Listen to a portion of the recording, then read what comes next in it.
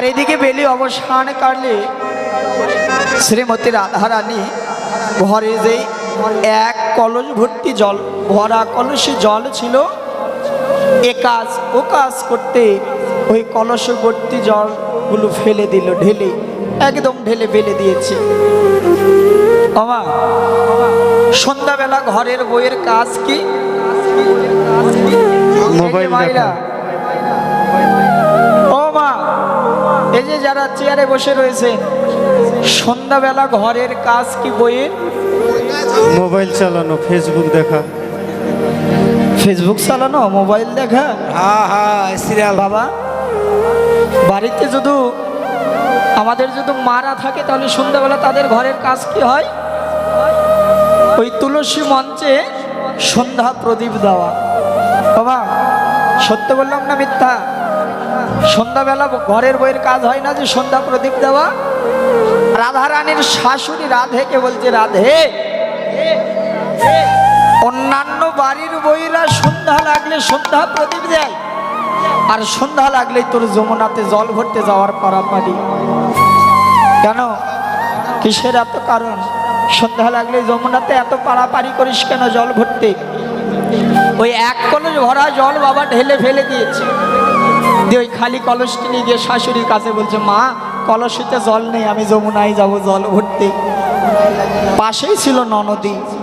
ননদী রাধেকে বলছে, রাধে, আজকে আমি তোর সঙ্গে যাব যমুনায় জল ভরতে। দেখি তুই যমুনার ঘাটে গিয়ে জল ভরাস না অন্য কিছু করিস। রাধারানী মনে মনে ভাবলেন, সর্বনাশ, আমার সঙ্গে যদি ননদী যদি যমুনার ঘাটে যদি যায় তাহলে আমি আর তো গোবিন্দের সঙ্গে ভালো করে দেখা কথা বলতে পারবো না। যমুনার ঘাটে এবার শ্রীমতী রাধারানী তার ননদীকে নিয়ে গিয়ে উপনীত হলেন। আর এমন তো সময় যশোদার আদরের দুলালিয়া ছোট্ট কৃষ্ণ গোপাল নবলক্ষ ধেনুর পাল চারিয়ে ওই জাবটের পথ ধরে যমুনার ঘাট ধরে আসছে।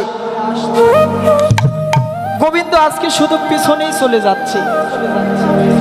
ওই নবলক্ষ ধেনুর পাল চালিয়ে নিয়ে আসবার সময় শুধু গোবিন্দ শুধু পিছনেই চলে যায়, পিছনেই চলে যায়।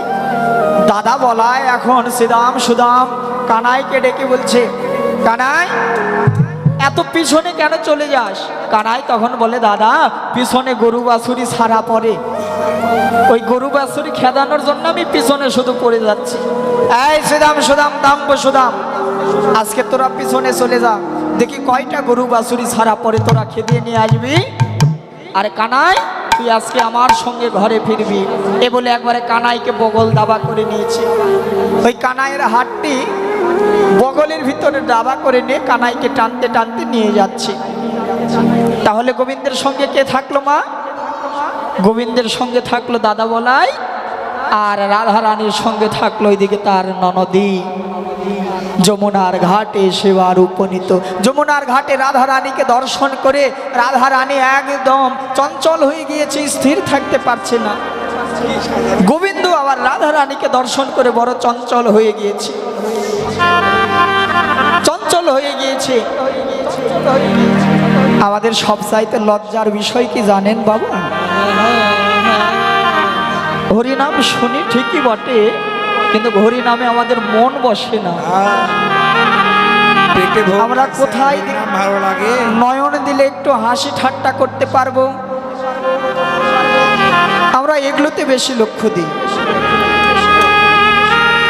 আমি কিন্তু শুরুতে বললাম যে আসনে বসেছেন সে কোনো সাধারণ আসন না, রাজা পরীক্ষিত মহারাজের আসন। গৌড়ীয় সম্প্রদায়ের ভিতরে এই লীলা কীর্তন সংকীর্তনকে বড় প্রাধান্য দিয়েছেন। পৃথিবীতে সব অপরাধের ক্ষমা রয়েছে, কিন্তু বৈষ্ণব অপরাধের কোনো ক্ষমা নেই। কোনো বৈষ্ণব অপরাধের ক্ষমা নেই। স্মরণ ভক্তির হলো একটি অঙ্গ, ভক্তির হলো প্রাণ। আপনার পাশের একজন হয়তো বা স্মরণে বসে রয়েছে, কিন্তু আপনার আন মনস্ক আপনার হাসি ঠাট্টাতে তার স্মরণে ভেঙে যেতে পারে। এই যে বৈষ্ণব অপরাধে আপনি পড়ে গেলেন, বৈষ্ণব অপরাধে পড়েছিলেন নবদ্বীপে চাপাল গোপাল।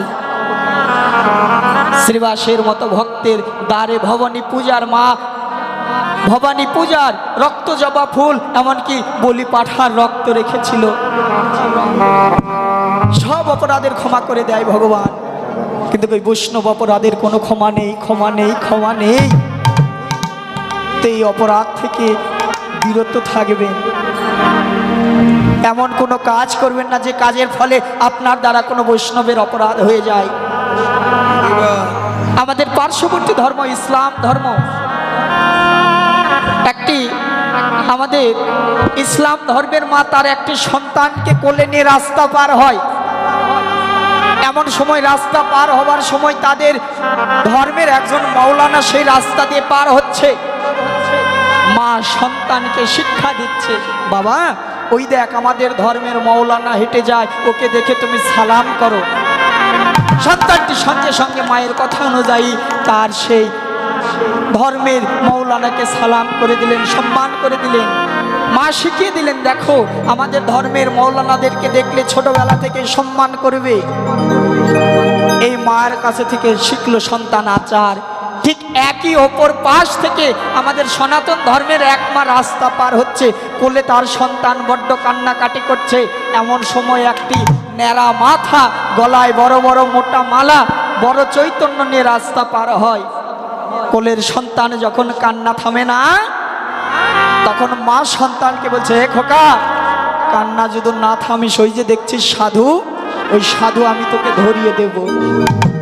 সন্তানটি ওই শিশুবেলা থেকে বুঝলেন যে আমাদের ধর্মের সাধুরা ভালো হয় না, সাধুদের দেখলেই ভয় করতে হয়, সাধুকে দেখলেই তিরস্কার করতে হয়।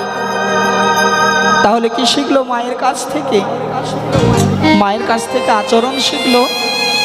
আপনি আপনার সন্তানকে যেমন আচরণ শিখাবেন, সন্তান ঠিক তেমন আচরণই শিখে গেল। এগুলো শিক্ষার বিষয়, আমরা এইসব শিক্ষা নেই না। দেখবেন সন্তানকে বড় বড় পদে, বড় বড় লাইন নিয়ে ডাক্তার, ইঞ্জিনিয়ার, জজ, ব্যারিস্টার তৈরি করা হয়, কিন্তু সন্তানকে কখনো একবার বিচার করে ভক্ততে পরিণত করি না। একটি পরিবারে যদি একটি কৃষ্ণ ভক্ত সন্তানের যদি জন্ম যদি গ্রহণ করে, তার সেই 14 পুরুষ উদ্ধার করে দেয়। ভক্তা নিজের ছেলেকে যত কিছুই তৈরি করুন না কেন, তার পাশাপাশি নিজের সন্তানকে একটু ভক্ততে পরিণত করতেন। অন্তত আমাদের শ্রীমদ্ ভগবদ গীতার প্রতিনিয়ত একটি করে শ্লোক তাকে পড়ান।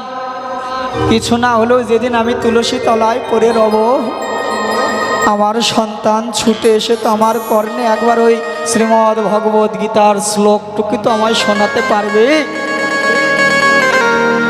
অন্তত আমার বদনে একটি গঙ্গা জল দিতে পারবে। এইসব হলো শিক্ষা। রাধারানী যমুনার ঘাটে নেমে বড় অচৈতন্য হয়ে গিয়েছে। গোবিন্দ ছটপট ছটপট করছে রাধারানীকে দর্শন করে। গোবিন্দের দাদা বলায় গোবিন্দকে বলছে, কানা এরকম ছটপট করছিস কেন? ঘাটে তাকিয়ে দেখে রাধারানী, ও ঘাটে রাধারানী, তাই? আর রাধারানী ওই যমুনার ঘাটে জল ভরতে নেমেছে। জল ভরতে নেমে মা জাতিদের, নারী জাতিদের একটি ধর্ম রয়েছে বাবা। এখন তার তো কলসির ব্যবহার নেই। তৎকালীন সময়ে যখন তারা নদীতে বা পুকুরে কলসি নিয়ে যখন জল ভরতে যেত, কলসি কি করতো? সর্বপ্রথম জলের উপরে ঢেউ দিত। রাধারানী ওই জলের উপরে ঢেউ দিয়ে অপলক দৃষ্টিতে যমুনার ঘাটে গোবিন্দের বদন কোমল পানে চেয়ে রয়েছে। আর গোবিন্দ রাধারানীর নয়ন পানে নয়ন দিয়েছে, একদম চোখে চোখে ইশারা। রাধারানীকে একবারে চোখে চোখে ইশারা করে দিল, বিনোদিনী আমি আসবো, তুমি কেশর কুঞ্জ রচনা করো। গোবিন্দ তার শিরে স্পর্শ করে বুকে হাত দিয়ে 10টি আঙুল দেখিয়ে চলে গেলেন। রাধারানী ঘরে ফিরলেন। রাধারানী তো বুদ্ধিমতী ছিলেন, ভাবলেন আমি সংকেত না বুঝতে পারি, ঘরে গিয়ে আমার সখীদের কাছে বলবো, আমার সখীরা হয়তো আমায় বলে দিতে পারবে। ইশারা ইঙ্গিতের ভাষা কিন্তু সবাই বোঝে না মা, সবাই বোঝে। যাদের সঙ্গে দেখবেন অন্তরের মিল থাকে, ভালোবাসা থাকে, তারাই শুধু ইশারা ইঙ্গিত বোঝে। একদম চোখে চোখে ইশারা। ঘরে মাঝে সখীদের গিয়ে বললো, সখী গোবিন্দ আমায় না জানি কোন ইশারা করেছে, আমি ইশারা বুঝতে পারলাম না। সখীরা বললো, কি ইশারা করেছে? বলছে শিরে হাত দিয়ে বুকে হাতটি রেখে 10টি আঙুল দেখে চলে গেল। সখীরা তখন বলল, বিনোদিনী তোর মাথায় কি রয়েছে? বললো, আমার মাথায় তো কেশ রয়েছে। সখীরা এবার সে ধাম বৃন্দাবনে খুঁজতে লাগলেন, কেশ দিয়ে কোনো কুঞ্জ রয়েছে নাকি। খুঁজতে খুঁজতে খুঁজতে দেখে বৃন্দাবনে কেশর কুঞ্জ রয়েছে। আরে বিনোদিনী, বধূ তোকে কেশর কুঞ্জ রচনা করতে বলেছে, কখন আসবে তাও বলে দিয়েছে। আমি আসবো বিনোদিনী। কয়টি? 10টি আঙুল দেখেছে। রাত্রি 10 প্রহরে তোমার কুঞ্জে আসবো। শাশুড়ি ননদীকে ভুলিয়ে ভালিয়ে শ্রীমতী রাধারানী ঘর থেকে বের হলেন, কুঞ্জ সাজালেন। রাত্রি 1 প্রহর 2 প্রহর করতে করতে বধূ আর কুঞ্জে এলো না। আসবেই বা কিভাবে?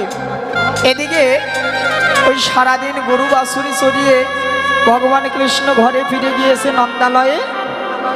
এবার গোবিন্দের বড় ভাই বলরাম কানাইকে বলছে, কানাই কতদিন হয়ে গেল 2 ভাই একসঙ্গে ঘুমানো হয় না, আজকে 2 ভাই সারা রাত জেগে জেগে গল্প করবো আর একসঙ্গে ঘুমাবো। গোবিন্দ ভাবলেন, সর্বনাশের মাথায় বাড়ি, আমি যাব রাধারানীর কুঞ্জে, আর সারা রাত জেগে যদি আমার প্রাণ আমার দাদার সঙ্গে যদি গল্প করি তাহলে তার রাধার কুঞ্জে যাওয়া হবে না। গোবিন্দ এখন বলছে, দাদা আমি সারাদিন গরু বাছুরে চড়িয়ে বড্ড ক্লান্ত, আমি গল্প করতে পারবো না, আমি ঘুমাবো, তুমি ঘুমাও। এখন 2জন ব্যক্তি যদি এক জায়গায় যদি ঘুমিয়ে থাকে বাবা, একজন শুধু কথা বলেই যাচ্ছে, অপরজন যদি কথা যদি না বলে, পাশের আরেকজন কতক্ষণে আর কথা বলবে? কথা বলতে বলতে বলতে বলরাম একদম ঘুমে কাদা। গোবিন্দ ভাবলেন, এই উত্তম সুযোগ, আমি এই সুযোগে ঘর থেকে বের হব।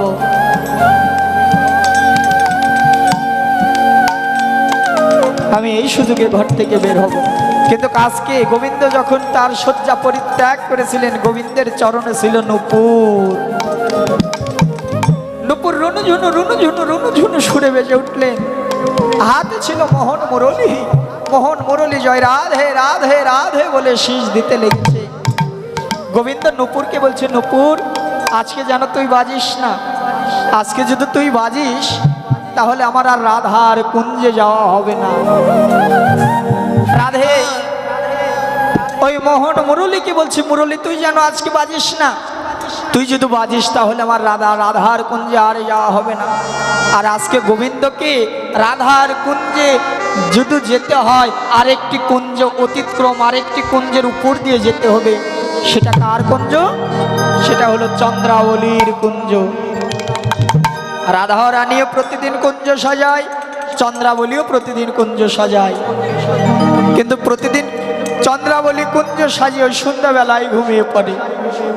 তো আজকে যোগমায়া যোগেশ্বরী চন্দ্রাবলীকে গিয়ে বলছে, চন্দ্রা প্রতিদিন তো সন্ধ্যাবেলা ঘুমিয়ে পড়িস, আজকে যেন আর ঘুমাস না, আজকে একটু জেগে থাকিস, আজকে একটু তোর কপালে সৌভাগ্য খুললেও খুলতে পারে।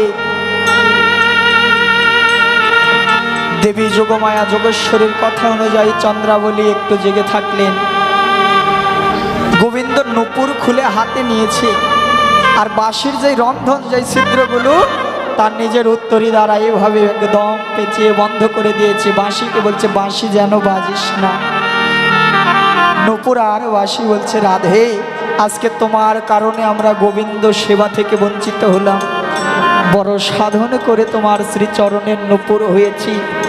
বাঁশি বলছে, গোবিন্দ বড় সাধন করে তোমার করের বাঁশি হয়েছি, সদা সর্বক্ষণ তোমার ওই চাঁদ বদনের অমৃতময় সুধা পান করবার জন্য, কিন্তু কই রাধার কারণে আজকে আমরা তোমার সেবা থেকে বঞ্চিত হলাম। তুমি যে কারণে আজকে সেই সেবা থেকে বঞ্চিত করলে, যে কারণে তুমি বাঁচতে দিবে না, আজ আমরা সেই কাজই করব।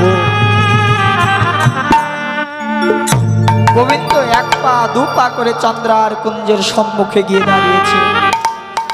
চন্দ্রার কুঞ্জের সম্মুখে যখন গিয়ে দাঁড়িয়েছে, গোবিন্দের ওই চরণের নূপুর রণঝনু সুরে করে বেজে উঠেছে। রণঝনু শুরু করে বেজে উঠেছে। হাতের মোহন মুরলী রাধে রাধে রাধে জয় রাধে বলে শীষ দিতে লেগেছে।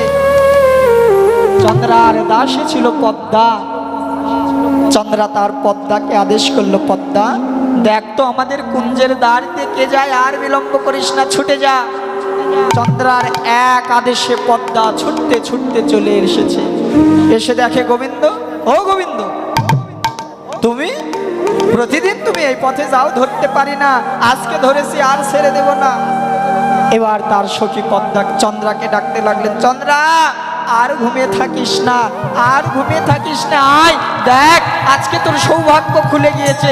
যাকে ধরবার জন্য তুই প্রতিনিয়ত বসে থাকিস, সে আজকে তোর দ্বারে সুপনীত হয়েছে। কৃষ্ণ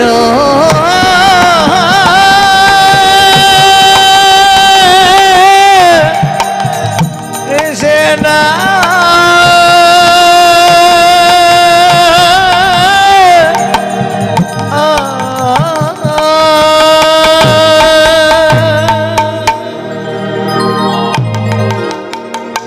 যেই গোবিন্দকে ধরবার জন্য চন্দ্রা প্রতিনিয়ত বসে থাকে, সেই গোবিন্দ আজকে দ্বারে এসে দাঁড়িয়েছে।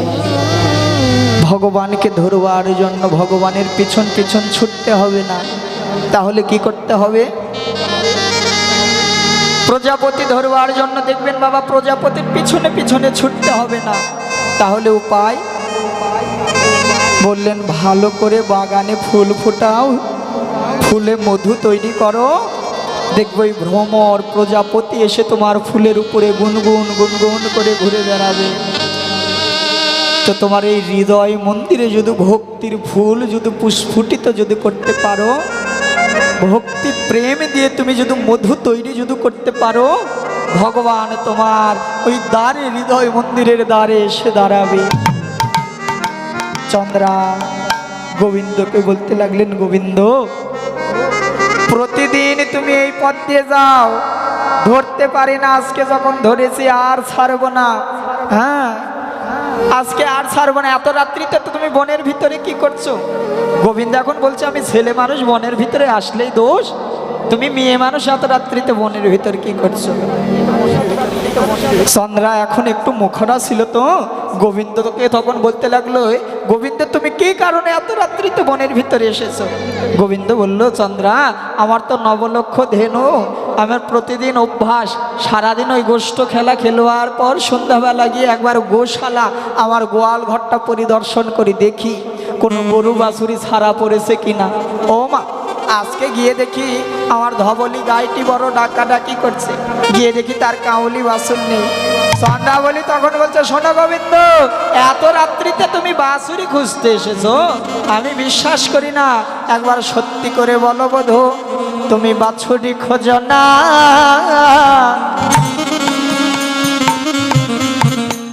নাগটি খোঁজো তুমি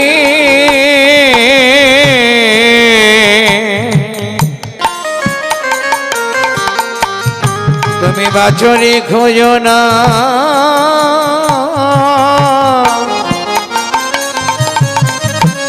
শুনি খোঁজো একবার সত্যি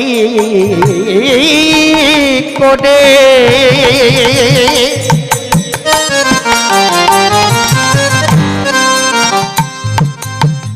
সত্যি করে বলো বধূ,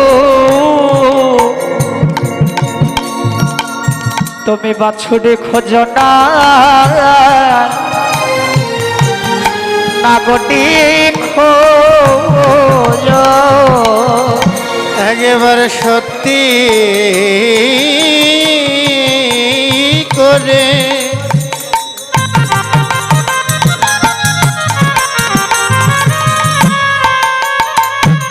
ওই না বলো বধূ, তুমি বাছুরি খোঁজো না?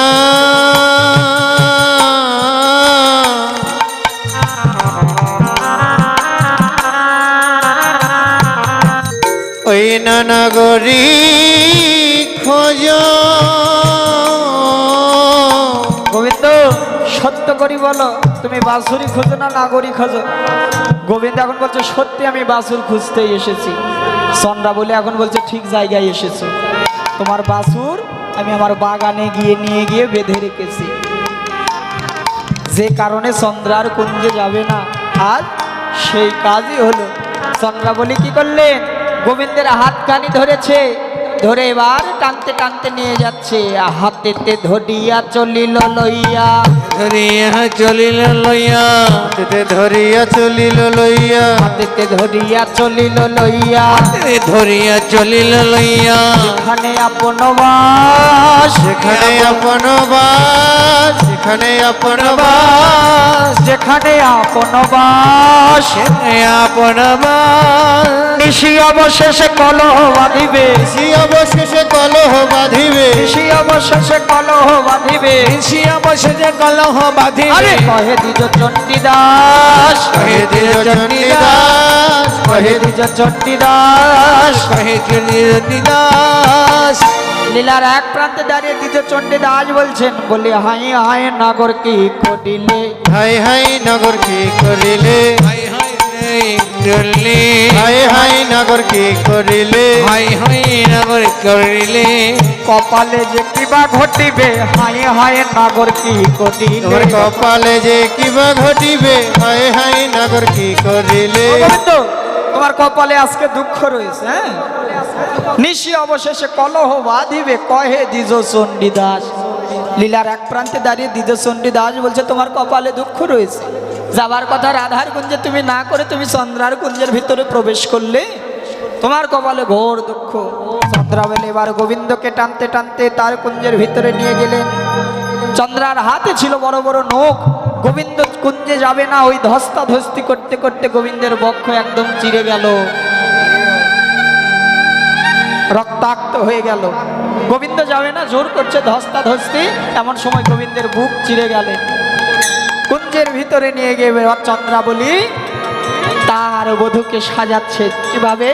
পরাণ বধূ কাছে পেয়ে সাজাই চন্দ্রাবলী, পরাণ বধূ কাছে পেয়ে সাজায় চন্দ্রাবলী, পরাণ বধূ কাছে পেয়ে সাজাই চন্দ্রাবলী, সাজাই সাজাই সাজাই সাজাই সাজায় সাজায় সাজাই সাজাই সাজাই সাজাই পরাণ বধূ কাছে পেয়ে সাজাই চন্দ্রাবলী। পরাণ বধূ কাছে পেয়ে সাজাই চন্দ্রাবলী। কিভাবে সাজাচ্ছে? কোনোদিন তো গোবিন্দ সেবা করেনি। একবারটি চন্দন ছিল, পদ্মাকে বলছে, পদ্মায় চন্দন কি করব? পদ্মাও তো কিছু জানে না, কোনোদিন গোবিন্দ সেবা করেনি। চন্দ্রাকে বলছে, শোন, গোবিন্দর কোন অঙ্গ চন্দন পরাতে গিয়ে কোন অঙ্গ বাদ করে যাবে, ওই এক বাটি চন্দন গোবিন্দের মাথায় ঢেলে দে।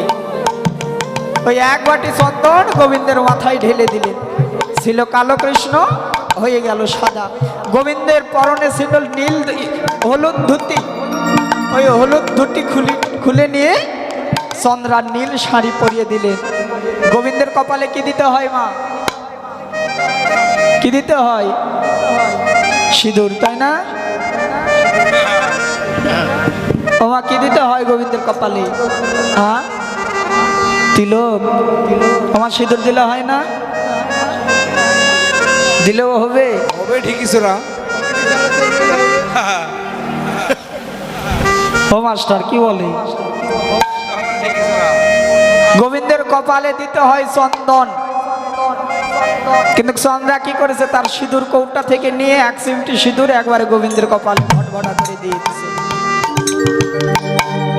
হলুদ ধুতি খুলে নিয়ে নীল শাড়ি পরিয়ে দিয়েছে। এখন বেটা ছেলে মানুষকে যতই ভালো করে শাড়ি শুড়ি পরানো হোক, তার ভিতরে কিন্তু কই ছেলে পুরুষত্ব ভাব কিন্তু থাকেই। তো গোবিন্দকে মনসাদে সাজাচ্ছে।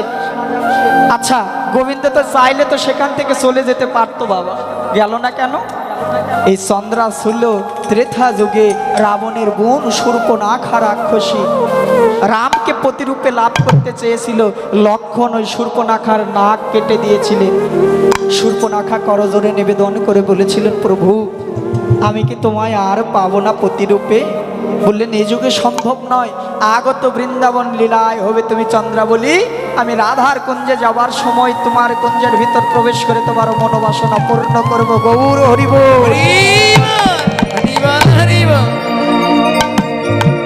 এই সে আজ সৌভাগ্য রজনী। চন্দ্রাবলী এজন্য সাজাচ্ছেন পরাণবধূ কাছে পেয়ে সাজাই চন্দ্রাবলী। আর পরাণ বধূ কাছে পেয়ে সাজায় চন্দ্রাবলী। পরাণ বধূ কাছে পেয়ে সাজাই চন্দ্রাবলী। সাজাই সাজাই সাজাই সাজাই সাজায় সাজায় পরাণবধূ কাছে পেয়ে সাজাই চন্দ্রাবলী।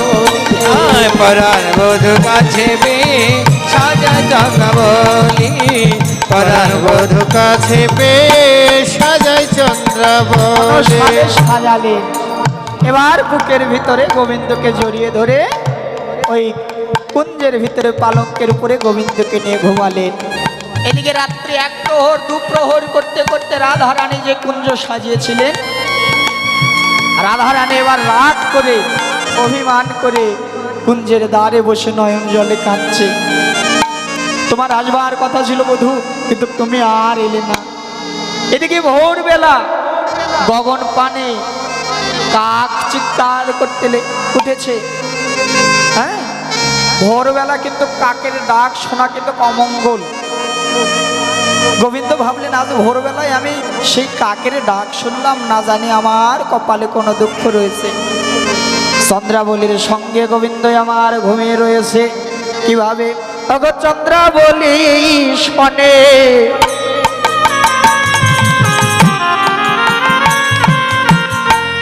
কুসুম কাননে সুখেতে ছিল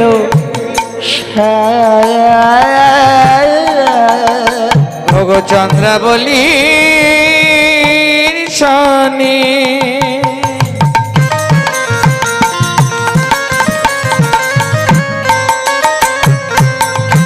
কুসুম শয়নে সুখেতে ছিলেন আবার প্রভাতে উঠিয়া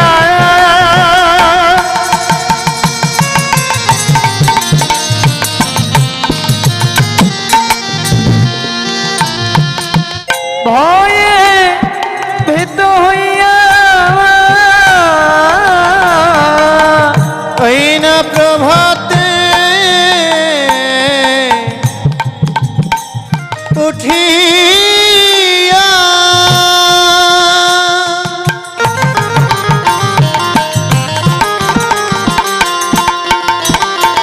ওই না ভয়ে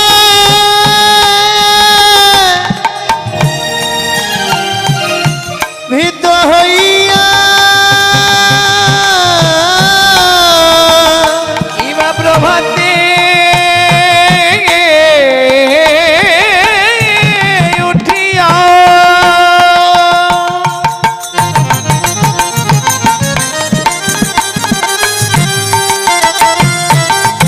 অনে ভয়ে ভীত হইয়া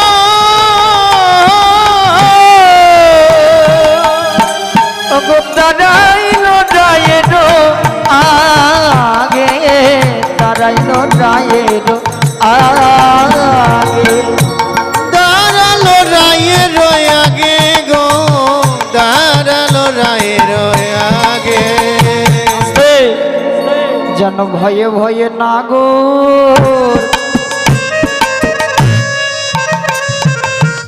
এসে দাঁড়ালো।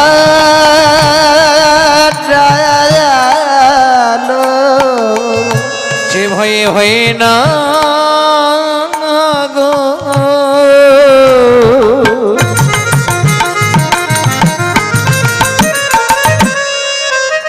এসে দাঁড়া